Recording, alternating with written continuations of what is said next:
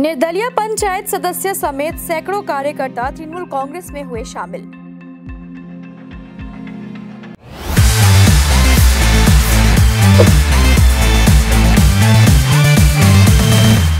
निर्दलीय पंचायत सदस्य समेत सैकड़ों कार्यकर्ता तृणमूल कांग्रेस में शामिल हुए हैं।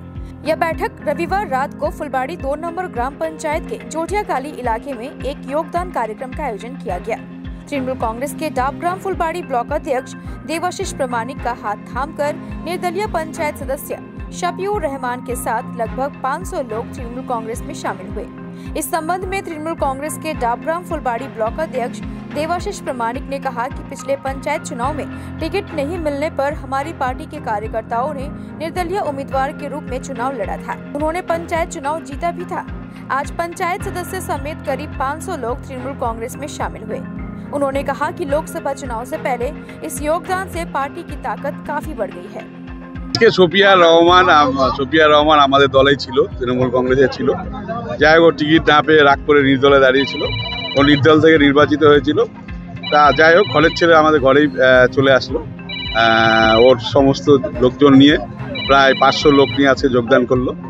ভালো হলো। সামনে লোকসভা নির্বাচন, এটা এই সিটে আমরা 2021 সালে 1002 ভোটে আমরা জিতেছিলাম। লিড ছিল আমাদের তৃণমূল কংগ্রেসের।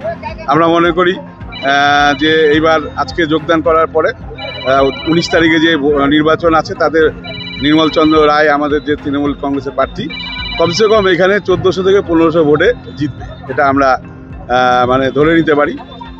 কাজেই ভালোই হলো আমরা আজকে আসাতে, এবং আগামী দিনে সবাই মিলে একসাথে আমরা উন্নয়ন করব, কাজ করব। এলাকায় আরও অনেক উন্নয়ন বাকি আছে। পঞ্চায়েত তো আমাদের ক্ষমতা আছেই, যে পঞ্চায়েত সমিতিও আছে, জেলা পরিষদ আছে।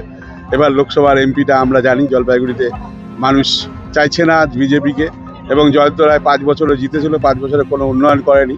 জয়ন্ত রায় আমাদের ডাবগ্রাম ফুলবাড়ি বিধানসভায় 86,000 ভোটে জিতেছিল, 4টা গ্রাম পঞ্চায়েতে 27,000 ভোটে এবং 14টা ওয়ার্ডে 59,000 ভোটে।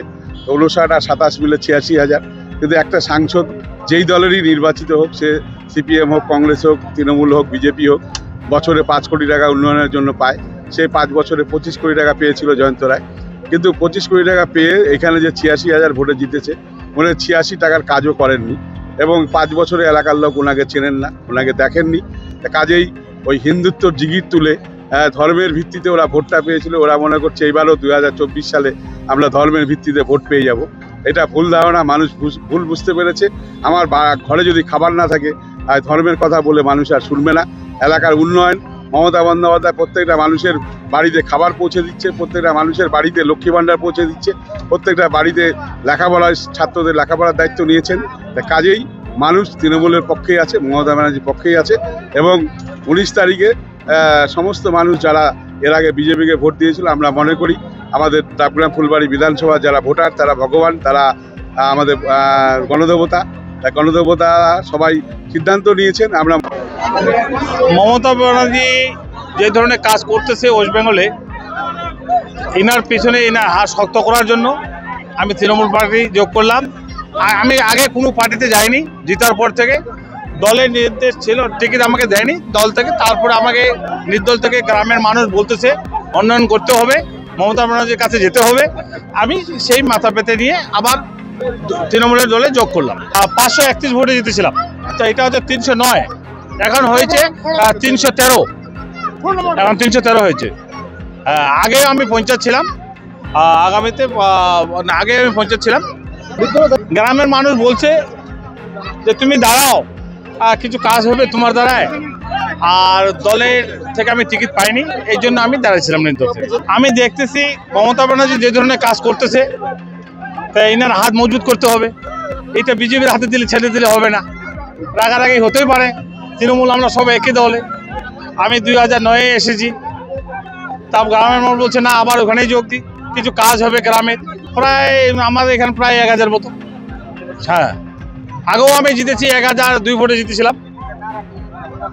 সব আজকে চলে আসছে আমার পার্টিতে, সব আমরা তৃণমূলতে আবার যোগ দিলাম। খুব ভালো লাগছে। রাস্তাঘাট পাকা হচ্ছে। মমতা ব্যানার্জি আমাদের জন্য অনেক কিছু করেছে। 500 টাকা থেকে 1000 টাকা করে দিল লক্ষ্মী ভাণ্ডার। আর দলের হয়ে তো কাজ তো করতেই হবে। গ্রামের মানুষের উন্নতির জন্য রাস্তাঘাট, ড্রেন, পানি, বিদ্যুৎ